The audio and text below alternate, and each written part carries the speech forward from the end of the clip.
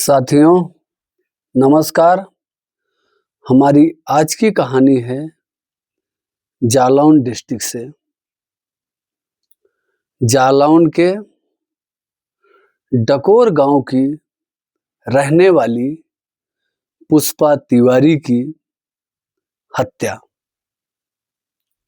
साथियों 7 जून को नैनीताल के भीमताल झील में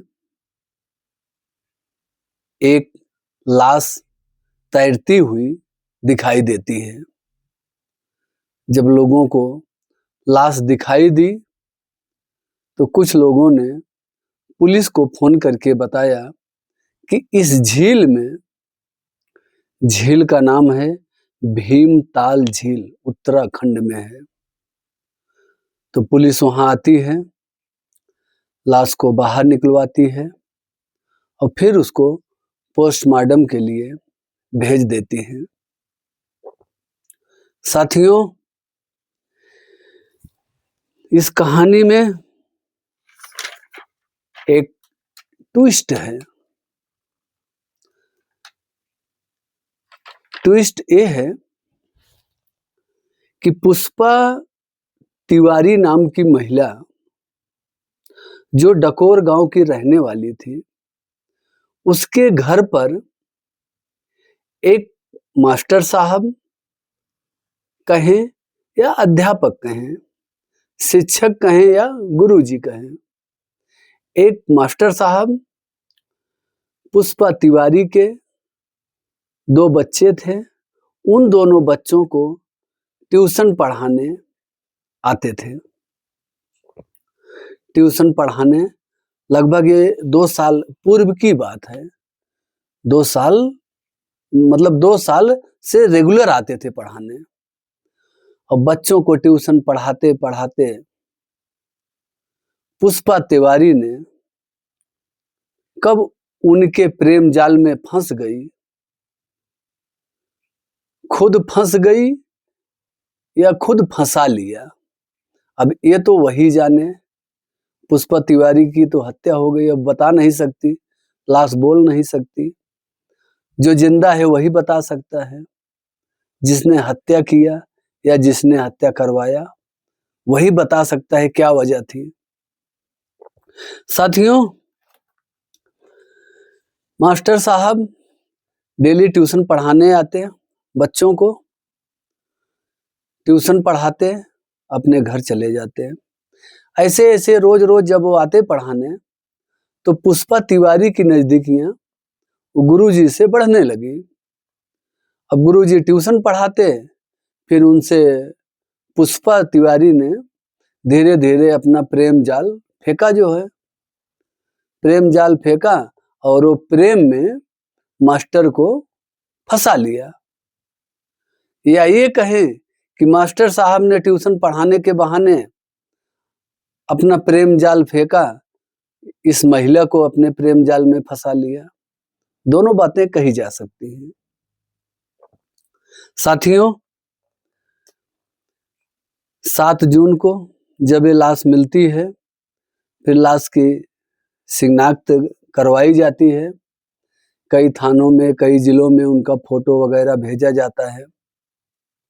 फिर उनकी पहचान पुष्पा तिवारी के नाम से होती है, जो जालौन के डकोर गांव की रहने वाली हैं। साथियों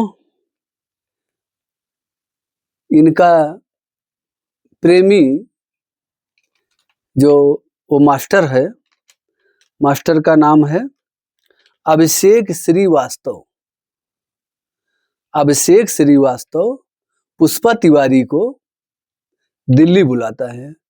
दिल्ली क्यों बुलाता है? क्योंकि यहाँ वो ट्यूशन पढ़ा रहा था, उसकी आमदनी सही से नहीं हो रही थी, तो उसका दिल्ली में कोई जॉब लग गया, किसी होटल में उसका जॉब लग गया, तो दिल्ली में ही रहने लगा। दिल्ली में ही रहने लगा। अब इनसे फोन पे बातचीत होती रही, फोन पे बातचीत होती रही और ये पुष्पा तिवारी जो है उस मास्टर साहब के प्यार में इतना पागल हो गई कि अपने पति, अपने 2 बच्चों का कोई मोह माया नहीं की, मतलब उसके साथ रहने की जिद करने लगी। अभिषेक श्रीवास्तव के साथ रहने की जिद करने लगी।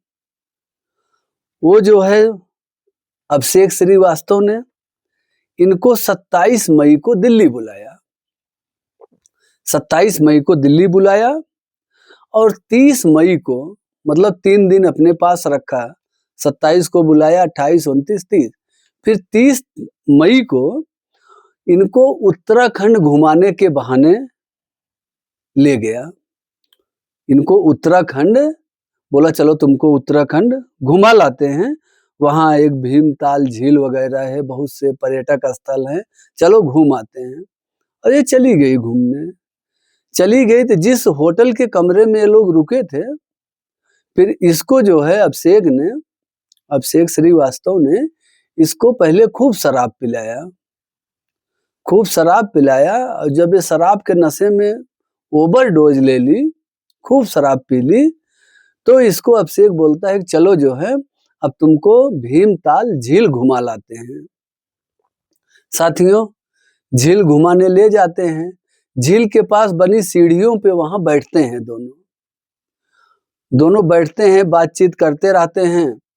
और फिर मौका पाकर, क्योंकि अपने होश हवास में तो थी नहीं, शराब इतना पी ली थी कि इसको होश ही कुछ नहीं था। फिर अभिषेक श्रीवास्तव ने मौका पाकर उसी सीढ़ी बैठे बैठे इसको जो है झील में धक्का दे दिया। अब झील में धक्का दे दिया, ये जाके पानी में गिर गई। अब इसको होश हवास तो कुछ था नहीं, और झील में धक्का देने के बाद वो वापस दिल्ली लौट आया। मतलब इसको झील में ढकेल दिया, ढकेलने के बाद वहां झील में पानी में डूब के इसकी मृत्यु हो गई। और अभिषेक श्रीवास्तव जो है वो वापस दिल्ली चला आया, अपना काम, जो काम वगैरह कर रहा था वो काम अपना चालू कर दिया। इसमें अभिषेक श्रीवास्तव पुत्र संतोष श्रीवास्तव वही डकोर गांव जालान के ही रहने वाले थे, उसी गांव के ये भी निवासी ही थे। साथियों, इनका जो है ये महिला,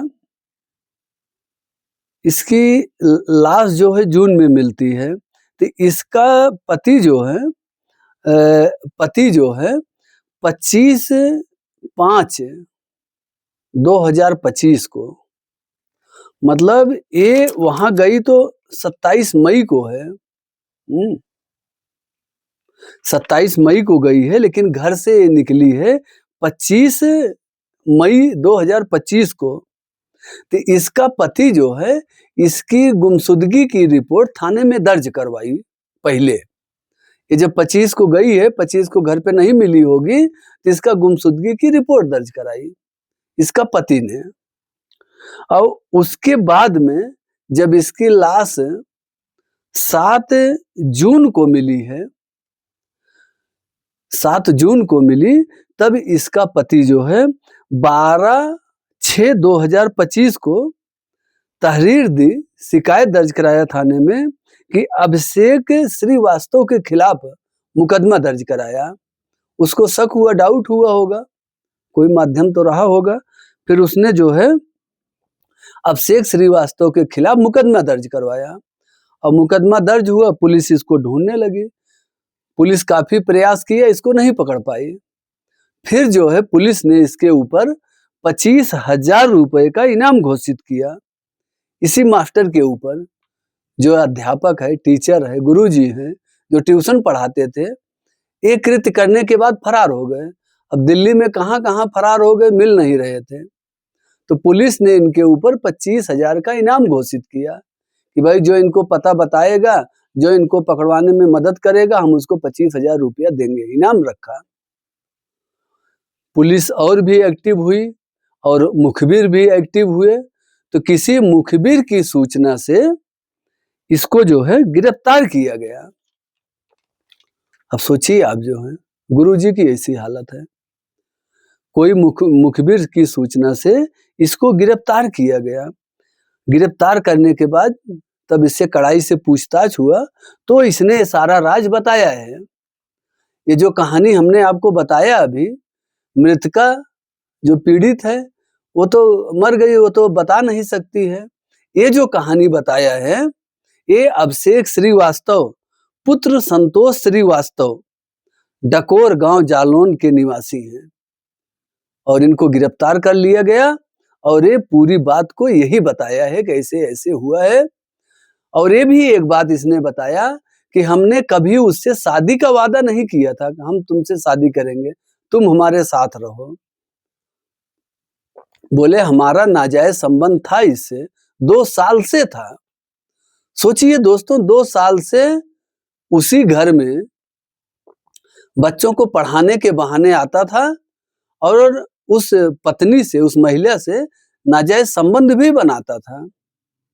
लेकिन इसके पति को जो है, जो महिला मरी है पुष्पा श्रीवास्तव, इसके पति को जो है जरा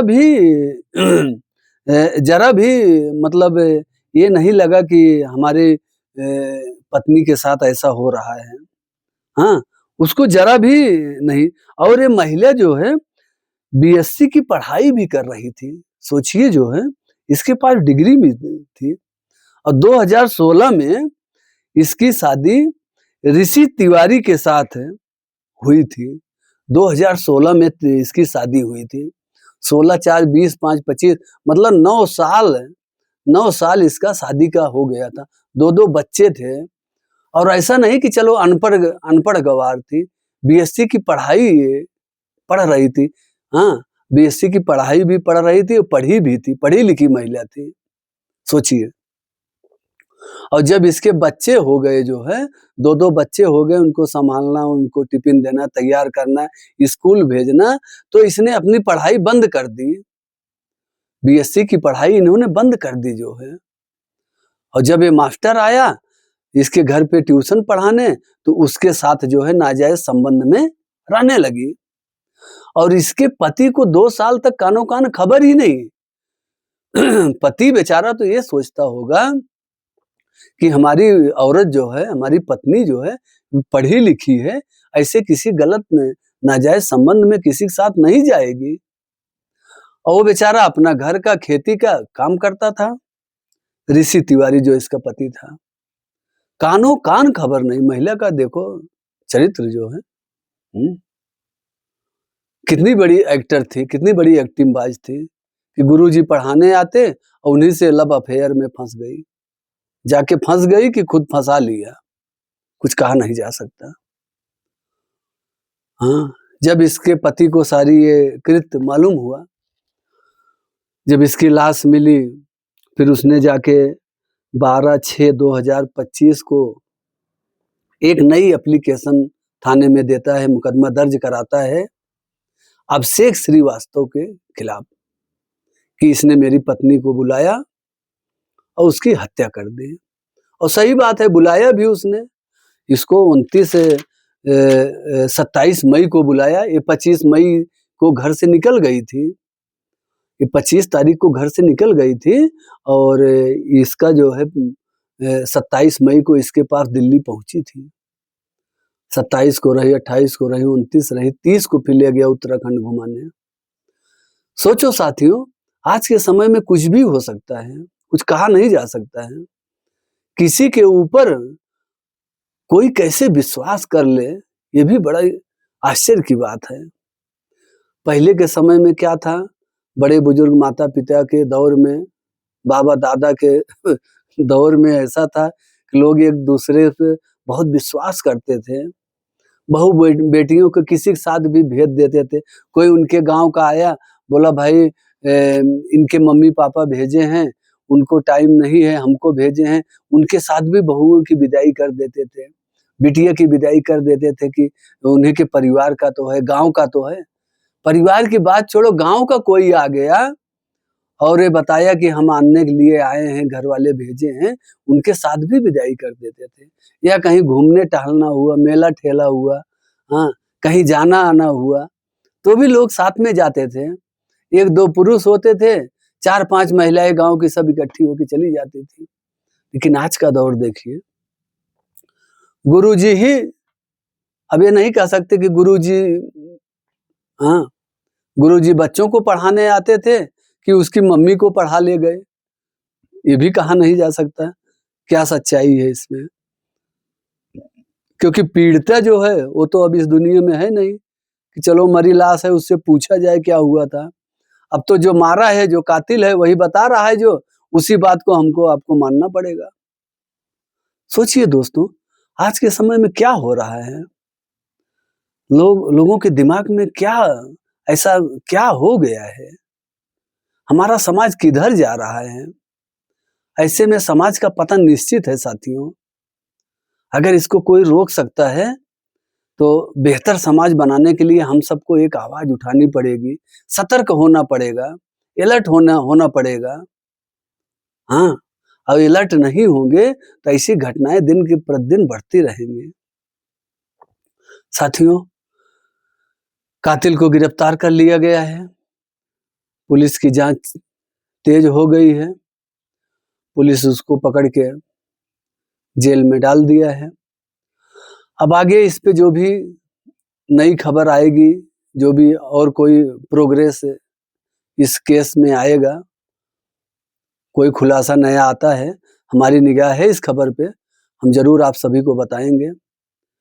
आप लोग जहां भी रहें, सुरक्षित रहें, अपना ध्यान रखें, अपने परिवार का ध्यान रखें, अपने आस पड़ोस का ध्यान रखें साथियों, अपने गांव देश का ध्यान रखिए दोस्तों। हमको ऐसा समाज नहीं बनाना है, ऐसा समाज हमको नहीं चाहिए। हमको एक बेहतर समाज बनाना है, जो हम बेहतर समाज की कल्पना करें सब लोग मिलके।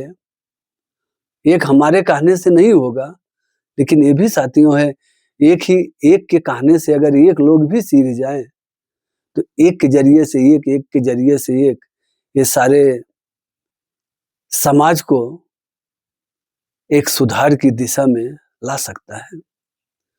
आज कोई भी आदमी सेफ नहीं है, न महिला सेफ है, न कोई पुरुष सेफ है, न कोई बच्चा सेफ है। ये सब हमारे देश में क्या हो रहा है? हम अब केवल क्या कर सकते हैं, न्यूज समाचार बता सकते हैं, आप सुन सकते हैं, लेकिन जब तक इस पे कोई अमल नहीं करेगा, जब तक इस पे कोई कार्य नहीं होगा कि अपने समाज को सही दिशा में लाया जाए, छोटे बड़ों का सम्मान किया जाए, तब तक समाज सुधर नहीं सकता है साथियों। आज तो कोई छोटा है, बड़ा कोई बोलता है, खड़ाक दे जवाब दे देता है। ऐसा मालूम पड़ता है कि छोटे को ही सब पता है, बड़े को तो कुछ नहीं पता है। ऐसा नहीं है साथियों, बड़े को भी पता होता है, छोटे को भी पता होता है, लेकिन एक छोटे बड़े में जो फर्क होता है, जो अंतर होता है, जो रिस्पेक्ट होता है, वो हम सबको करना चाहिए। अभी 2-4 लोग बड़े लोग कहीं बात करते हो तो 2-4 छोटे लोग वहां आके कुछ ना कुछ बोलते रहते हैं, उनकी बात को गौर से सुनते नहीं। सुनना चाहिए, और एक बेहतर समाज के लिए हम सबको एक कोशिश जरूर करनी चाहिए। आज ये उनके ऊपर है, कल उनके ऊपर आएगा, आज किसी के ऊपर भी आ सकता है, हमारे ऊपर भी आ सकता है, आपके ऊपर आ सकता है। तो इसके लिए हम सबको सावधान होना चाहिए, एक बेहतर समाज की कल्पना करनी चाहिए, और उस बेहतर समाज की कल्पना पर काम भी करना चाहिए। अगर घर से एक ही आदमी खड़ा हो गया तो पूरे गांव से एक-एक आदमी लोगे, 100 घर है तो 100 लोग हो जाएंगे। सबको अलर्ट पे रखो, कोई भाई बदतमीजी न करे, कोई उल्टा न बोले, एक दूसरे का सम्मान करे, ऐसा नेगेटिव बातें दिल में आए ना, ऐसा सोचना भी बहुत बड़ा पाप है। हाँ, अपने ही परिवार के साथ इतना छल, जो तुमको लाके रोजी रोटी कमा के मेहनत करके, बताओ इसका पति जो है बेचारा खेतों में काम करता था, ऋषि तिवारी, वो बेचारा चला जाता खेतों में काम करने, और वो मास्टर साहब आते बच्चों को पढ़ाने, बच्चे पढ़ते पढ़ते पता नहीं बच्चे पढ़ पाए कि नहीं पढ़ पाए, पत्नी जरूर पढ़ ली, 2 साल तक अवैध रिश्ते में रही, फिर उसके साथ रहने की जिद करने लगी।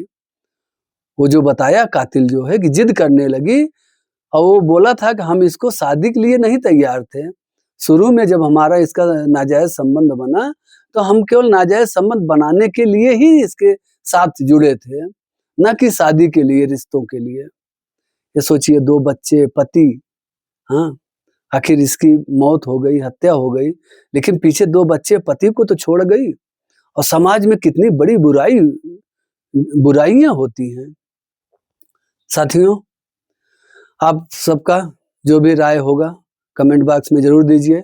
हमारे चैनल को ज़्यादा से ज़्यादा सब्सक्राइब करिए, लाइक करिए, कमेंट करिए। फिर मिलते हैं एक नई कहानी के साथ। तब तक के लिए धन्यवाद। जय हिंद, वंदे मातरम।